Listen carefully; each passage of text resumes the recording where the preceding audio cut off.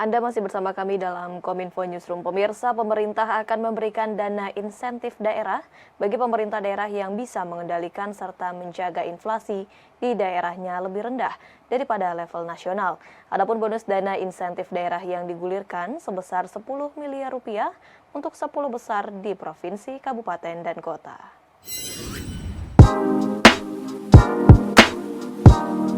Pemerintah pusat melalui Kementerian Keuangan mendorong pemerintah provinsi dan daerah menekan laju inflasi. Bentuk dukungan penekanan inflasi di daerah adalah bonus data insentif daerah sebesar 10 miliar untuk 10 besar di provinsi, kabupaten, maupun kota.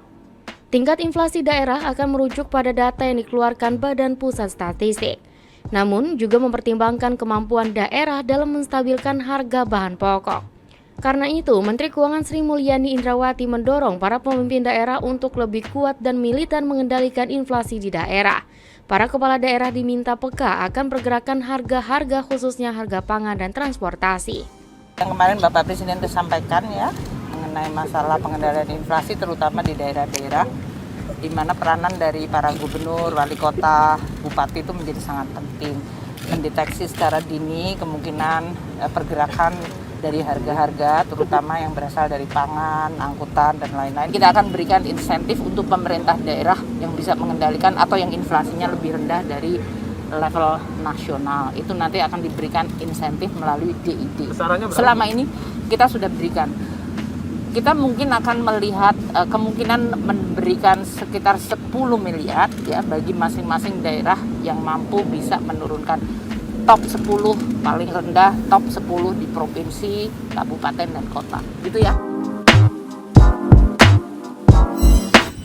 Menteri ESDM Arifin Tasrif menyatakan data OneMap ESDM dan pelayanan data migas dapat menarik investor dengan mudah mengakses data secara online. Sedangkan untuk aspek pembinaan dan pengawasan seluruh layanan tersebut, pelaporan ini dilakukan melalui aplikasi Minerba Online Monitoring System MAMS. Menteri ESDM Arifin Tasrif menyebutkan untuk merespon era keterbukaan informasi, Kementerian ESDM melakukan inovasi layanan di berbagai sektor ESDM. Selain untuk mengikuti perkembangan era digital, peningkatan layanan juga dilakukan untuk mendukung peningkatan investasi. Dalam hal pelayanan, diharapkan dengan adanya peningkatan layanan tersebut, seluruh informasi dapat diakses melalui kanal digital oleh siapapun, dimanapun, dan kapanpun.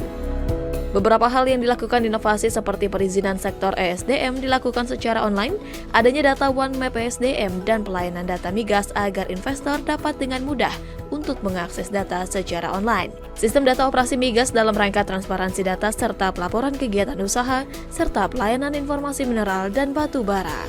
Sedangkan untuk aspek pembinaan dan pengawasan seluruh layanan tersebut, pelaporan dilakukan melalui aplikasi Minerba Online Monitoring System atau MOMS, mode verifikasi penjualan, dan sistem informasi pencatatan piutang.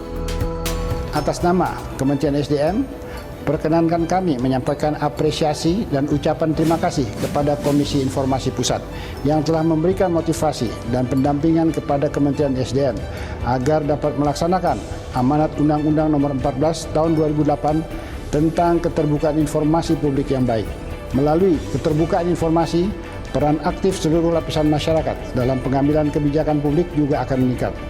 Dan pada akhirnya, akuntabilitas pengelolaan pemerintah dapat terlaksana dengan baik. Oleh karena itu, keterbukaan informasi adalah sebuah kewajiban, bukan lagi pilihan.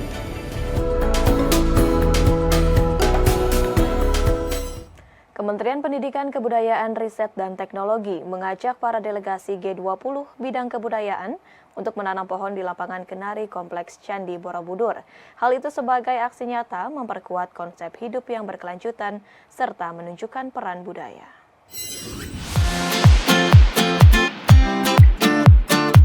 Menteri Pendidikan, Kebudayaan, Riset, dan Teknologi Republik Indonesia Nadiem Makarim mengapresiasi para delegasi anggota G20 atas terselenggarakannya pertemuan Menteri Pendidikan.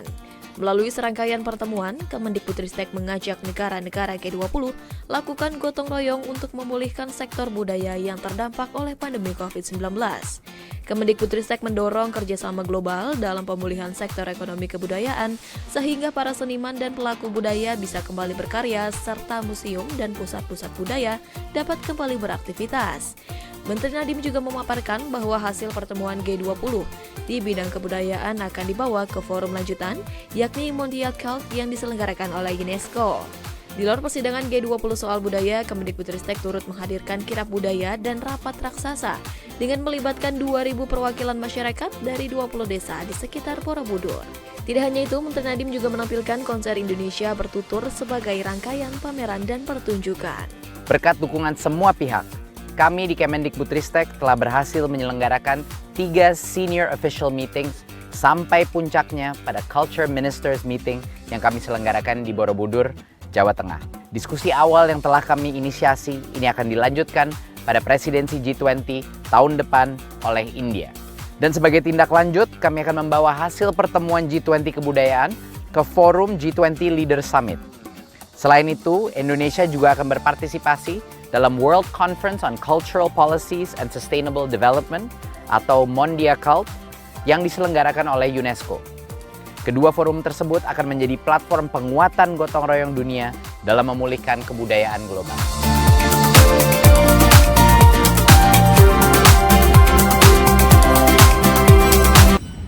Wakil Presiden Republik Indonesia Ma'ruf Amin meminta adanya terobosan dalam memanfaatkan anggaran penanggulangan kemiskinan di berbagai kementerian dan lembaga agar dapat lebih efektif.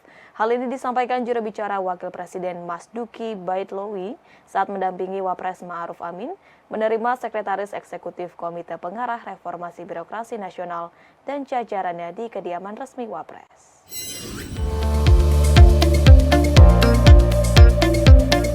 Dalam mengatasi penanggulangan kemiskinan, Wakil Presiden Republik Indonesia Ma'ruf Amin perintahkan Komite Pengarah Reformasi Birokrasi Nasional dalam mencari terobosan pemanfaatan anggaran penanggulangan kemiskinan lebih efektif. Sebab, anggaran penanggulangan kemiskinan yang tersebar di berbagai kementerian lembaga dan pemanfaatannya dilakukan sendiri-sendiri.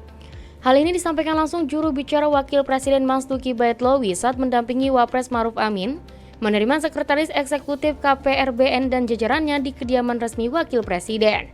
Juru bicara Wapres Mas Duki Baitlawi mengatakan menurut Wapres adanya kerja kolaboratif ini dapat memudahkan upaya pengentasan kemiskinan karena penggunaan anggaran dapat lebih efisien atas perencanaan bersama.